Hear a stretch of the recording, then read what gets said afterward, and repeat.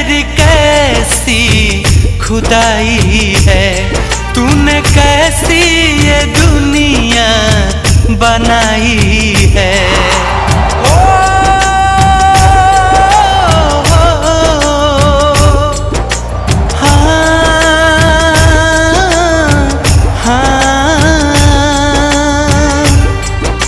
खुदा तेरी कैसी खुदाई है, तूने कैसी ये दुनिया बनाई है।